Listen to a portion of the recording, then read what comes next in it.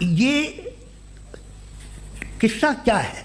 اب آپ یہ دیکھیے کہ مجھے کبھی کبھی لگتا ہے کہ جو فٹ بال فائنل ہوتا ہے، لاکھوں لوگ ہوتے ہیں، پھر وہ ٹی وی کور کرتی کروڑوں لوگ، اگر اس میں خدا کی ایک بومنگ آواز آ جاتی میں گاڈ ہوں، تو سارے لوگ ابھی سن لیتے اور ٹی وی پہ بھی سن لیتے، قصہ ختم ہوتا. یہ اتنی رازداری کیا ہے کہ تم سامنے کچھ تو ثبوت دے دو ہمیں سالڈ. یہ کہ صاحب یہ یونیورس کیسے بنی، اس سے مسئلہ کیا حل ہوگا؟ میں پوچھوں گا آپ سے خدا کیسے بنا؟ کیوں نہیں پوچھوں گا کیسے بنا؟ بلکہ وہ تو کائنات سے کہیں زیادہ انٹیلیجنٹ ہے، کائنات سے کہیں زیادہ جی وہ ہمیشہ سے ہے. آپ کہیں گے میں مان لوں گا.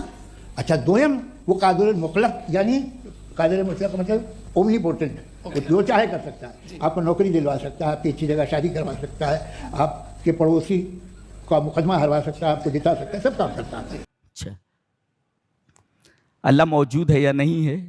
ایک بچہ بھی بتا دے گا آپ کو. کیا بتائے گا؟ ماں باپ کے ساتھ بچہ پکنک پر گیا ہوا ہے، ایک جنگل میں پہنچتا ہے اور دیکھتا ہے کہ وہاں ٹینٹ لگا ہوا ہے اور دیگیں چڑھی ہوئی ہیں، کھانے بن رہے ہیں، لکڑیاں جل رہی ہیں، لیکن آدمی کوئی نظر نہیں آ رہا ہے. بچہ فوراً اپنے ماں باپ سے کہے گا امی ہم لوگوں سے پہلے ہی کوئی یہاں آ گیا ہے، دیکھو ٹینٹ لگا لیا اس نے، تو کھانے وغیرہ بن رہے ہیں، کھانا بن رہا ہے، لکڑیاں جل رہی ہیں، ٹینٹ لگا ہوا ہے. یہ اس بات کی دلیل ہے کہ کوئی نہ کوئی وہاں موجود ہے. ایک بچہ بتا دے گا کہ یہ ٹینٹ لگا ہوا ہے، کھانے بن رہے ہیں، لکڑیاں جل رہی ہیں، کوئی نہ کوئی موجود ہے. ملحد کہتا ہے کہ کوئی موجود نہیں. بھائی دلیل؟ نہیں موجود ہے، نہیں موجود. یہ تیرا دعویٰ ہے، نفی نہیں ہے، تیرا دعویٰ ہے. اللہ موجود نہیں ہے، یہ تیرا دعویٰ ہے. سو برڈن آف پروف یعنی بار ثبوت مدعی کے اوپر ہے. دلیل تو دے اللہ موجود نہیں ہے. دلیل نہیں ہے. ایتھیسٹ کے پاس دلیل نہیں ہے اللہ کے موجود نہ ہونے کی، کہ اللہ موجود نہیں ہے، اس کی کوئی دلیل ایتھیسٹ کے پاس نہیں ہے، ملحد کے پاس نہیں ہے. آدمی زیادہ سے زیادہ یہ کہہ سکتا ہے مجھے معلوم نہیں کہ اللہ ہے یا نہیں، یہ کہہ سکتے ہو، لیکن اللہ نہیں ہے یہ دعویٰ ہے. اگر یہ دعویٰ ہے تو برڈن آف پروف، بار ثبوت تمہارے اوپر، تم ثابت کرو کہ اللہ موجود نہیں ہے. اور سائنس یہ کہتی ہے کہ میٹر کو پیدا نہیں کرتا. یہ قاعدہ ہے. یہ گلاس ہے، میٹر ہے، یہ میٹیریلسٹک ہے، یہ میٹر ہے. یہ اب بولو زندگی بھر اس کو رکھتے رہو ہاں، لیکن یہ گلاس دوسرے گلاس کو پیدا نہیں کر سکتا. یہ قاعدہ ہے. یہ میٹر کو پیدا نہیں کرتا. میٹر ڈزنٹ کریٹ میٹر، یعنی میٹر کو پیدا نہیں کرتا. یہ سائنس بھی اس کو مانتی ہے. اور دوسرے خود بخود کوئی چیز نہیں ہوتی، یہ بھی سائنس مانتی ہے. خود بخود کوئی چیز نہیں ہوتی سائنس مانتی ہے. اور میٹر کو پیدا نہیں کرتا یہ بھی سائنس مانتی ہے. تو جب میٹر موجود ہے تو پیدا کرنے والا موجود ہونا چاہیے، اور وہ بھی میٹر نہیں ہونا چاہیے، اس لیے کہ میٹر کو پیدا نہیں کرتا. لہذا اللہ تبارک و تعالیٰ کی جتنی صفات ہیں مخلوق کی وہ صفات ہو ہی نہیں سکتی، بالکل الگ ہونے چاہیے. خالق بالکل الگ ہونا چاہیے مخلوق سے. لہذا خالق کے لیے مخلوق کی مثال نہیں دی جا سکتی کہ اس تک پہنچنے کے لیے ہمیں رسی کی ضرورت. اللہ کیا پاگل پنا ہے یہ.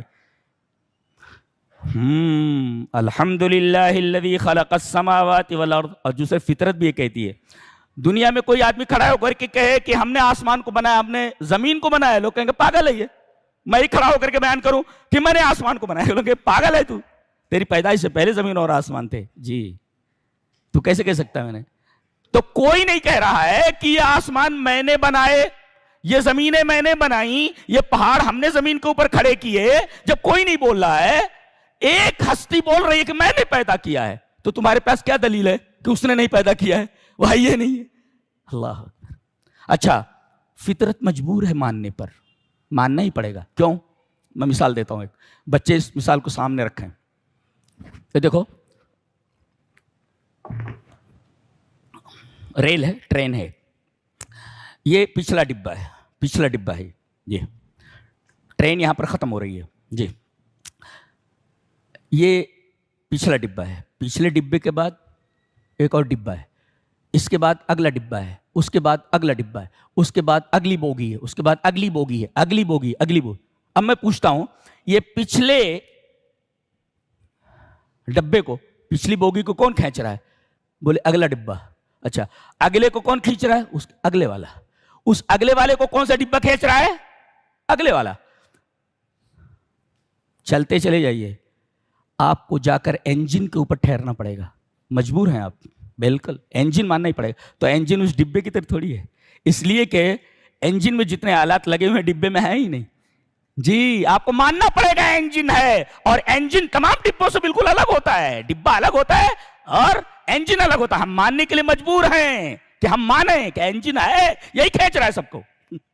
گویا کہ ان تمام ڈبوں کے حرکت طبعی ہے، تیز سے تابع ہے یہ حرکت، اور انجن کی جو حرکت ہے وہ حرکت اصلی ہے، وہ اپنی ذات سے چل رہا ہے، وہ اپنی ذات سے چل رہا ہے، اور پیچھے ڈبے اس کے تابع ہو کر کے چل رہے ہیں. اگر وہ رک جائے تو سارے ڈبے رک جاتے ہیں.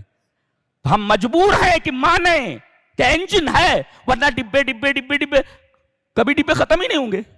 یہ تسلسل ہے، اس کو منطق میں کہتے ہیں، فلسفے میں تسلسل باطل ہے، تسلسل باطل ہے.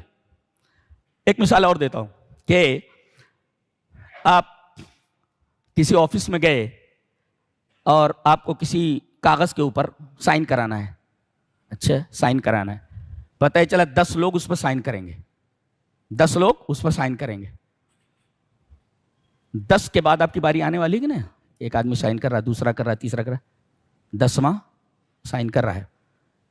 اور اگر پتہ چلے کہ جتنے سائن کرنے والے ہیں لامحدود ہیں تو آپ کی اس فائل کے اوپر کبھی دستخط ہوگی ہی نہیں، اس لیے کہ دستخط کرنے والے لامحدود ہیں. آپ کوئی کھڑے رہیے، آپ کو ایک جگہ جا کر ماننا پڑے گا کہ کوئی ایسا ہے کہ اس کے بعد نہیں ہے، وہ سائن کرے گا تب آپ کی یہ فائل پوری ہوگی. یہ تو فطرت ہے انسان کی. اللہ اکبر. تو سائنٹیفیکلی بھی اللہ تبارک و تعالیٰ کو وجود ثابت ہے